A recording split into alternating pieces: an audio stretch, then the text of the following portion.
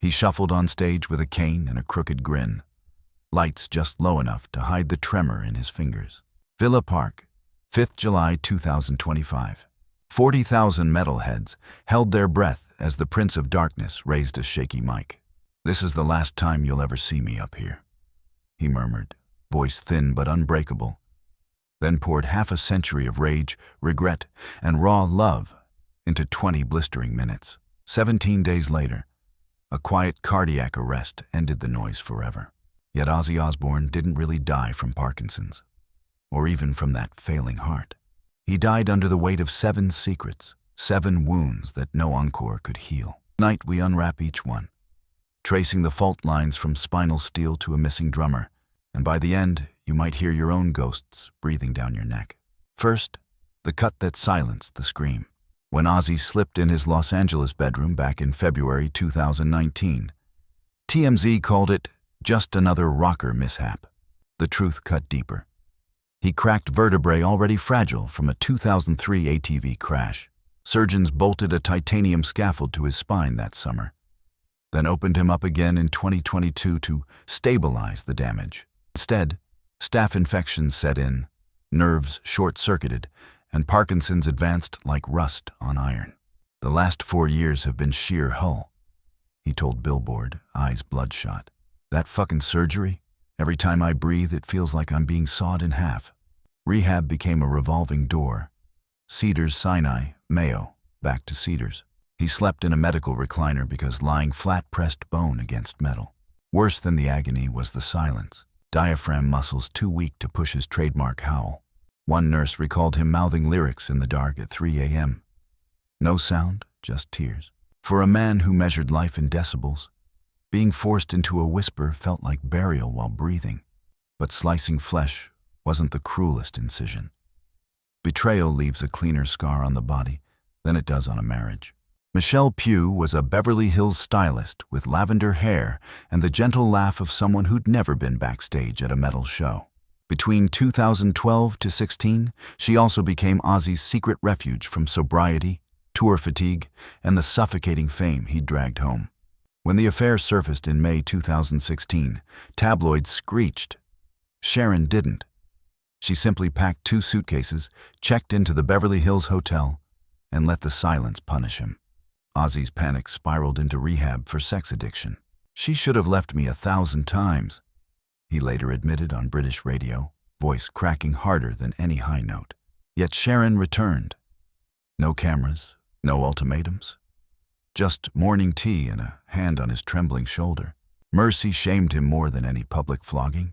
In hospice white months before his death, he'd stare at her wedding band, rubbing the metal like a talisman, whispering apologies she never made him say out loud. Nurses recall finding half-written love letters in his bedside drawer, each ending mid-sentence, ink smeared by tears. Forgiveness at home, however, couldn't undo the circus he'd invited into their living room.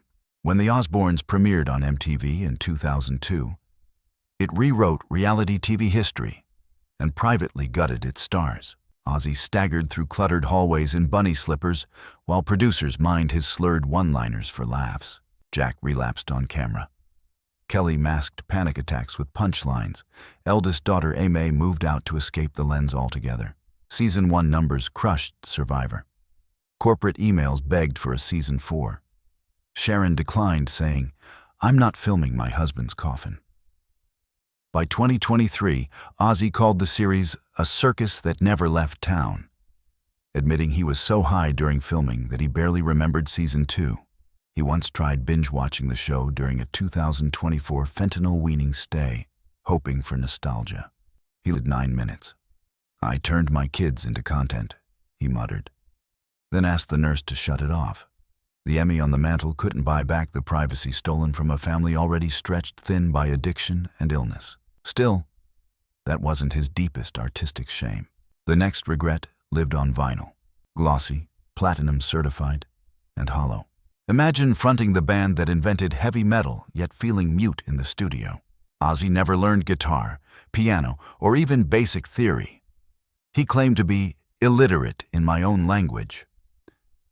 In 2023, he confessed to Spin that he spent decades humming melodies to engineers, praying they could translate his wounds into chords. Bandmates would trade riffs in shorthand, C sharp to G, then resolve flat, while Ozzy doodled skulls on lyric sheets, terrified someone might hand him an unplugged Strat as a joke.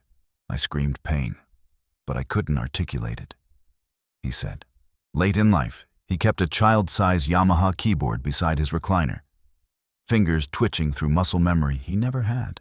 One night he managed a broken 3-note arpeggio and wept for an hour. That silence of skill bled straight into the records he hated most. Albums that still made him wince whenever Spotify shuffled them forward. One record in particular felt like engraving his own tombstone. First came Sabbath's Never Say Die, 1978. Cocaine fogged every riff, and internal wars turned studio walls into trenches. It's a tombstone in my discography, he said in 2018. Critics agreed, calling it disjointed, desperate, dead on arrival.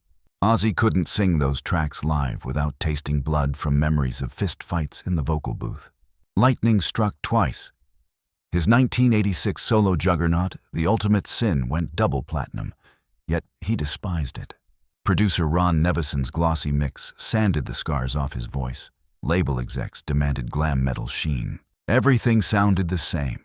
No imagination, he spat to Rolling Stone in 2019. Charts soared, but Ozzy hid trophies in a garage box labeled shame. Success without sincerity felt like counterfeit currency.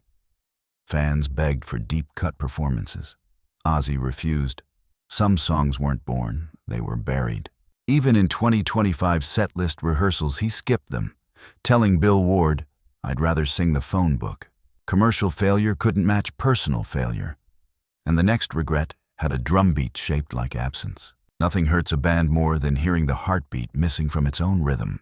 Black Sabbath's final hometown gig on the 4th of February 2017 should have been triumph. Instead, Bill Ward, the man who'd kept Sabbath's thunder rolling since '68, was home in California fighting heart disease and contract disputes. Ozzy felt each snare hit from stand-in drummer Tommy Clufetos like a ghost knocking. He called Ward in 2024, voice trembling. "Mate, I can't close the shop without you." Ward's cardiologist balked, but Sharon brokered private insurance, flying medics to every rehearsal. Back to the beginning. 5th July 2025, Villa Park became the impossible reunion. Even Ozzy's mother-in-law had never seen these four share a stage since 1979. Reviewers wept. The crowd's roar registered on local seismographs. Ozzy's grin looked 20 years younger. Yet adrenaline is a lone shark, every note borrowed against his failing heart. Mid-set, medics backstage tweaked his portable defibrillator threshold. He stepped off stage, collapsed into a wheelchair, and whispered to Sharon, "That's all the fuel I've got." It was. The Villa Park spectacle wasn't a cash grab. Every penny, roughly $190 million, went to cure Parkinson's, Birmingham Children's Hospital, and Acorns Children's Hospice. Sharon announced the figure on stage, voice cracking as quiet fireworks flickered like distant stars. Some insiders whispered Ozzy was buying peace before death. Others saw a man settling old debts. The donation dwarfed Live Aid's per-show total, making it the largest single-night charity haul in British music history. But fans didn't parse motives. They lit candles across 5 continents, flooding hashtags with number "Thank you, Ozzy." Backstage, doctors warned his enlarged heart might not survive the month. Ozzy nodded, scribbled a note, "Make it count," and taped it above his hospital bed. For 16 more days, he watched fundraiser tallies climb, asking daily, "How many wheelchairs does that buy?" At 4:06 a.m. on 22nd July, his heart surrendered. The death certificate cites acute myocardial infarction, Parkinson's, and coronary artery disease. Ask anyone who loved him. He died the moment that last arena fell silent. Ozzy Osbourne never feared the dark. He feared unfinished business. Spine cut open, marriage shattered then mended, family syndicated, albums he wished erased, a brother once left off stage, a fortune finally funneled into something pure. Each regret a weight he lugged until the end. If the Prince of Darkness could stand beneath stadium lights and confess his failures, what's stopping us from facing ours? Night, text that apology, finish that verse, dig up that buried conversation. Then hit like as a tribute, drop a memory if you've got one, and maybe let your oldest regret know you're listening. Because silence, as Ozzy taught us, can kill louder than any riff.